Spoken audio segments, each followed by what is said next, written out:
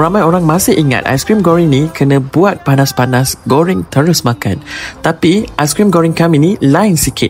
Ini aiskrim goreng frozen, disimpan rapi dalam freezer, dibekukan ikut suhu yang betul supaya tekstur dan rasa dia kekal cantik. Setiap satu dipacking dengan teliti, bukan main campak-campak je korang.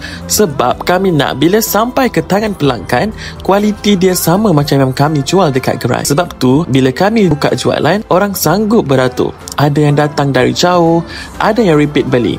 Semua nak rasa sendiri kenapa aiskrim ni selalu jadi bahan bualan. Bila masuk minyak panas, bunyi rangup tu terus buat orang tak sabar. Bahagian luar jadi keemasan dan crispy, tapi dalam masih sejuk, lembut dan berkrim. Yang paling buat orang terkejut, walaupun digoreng lama, aiskrim ni tetap tak cair.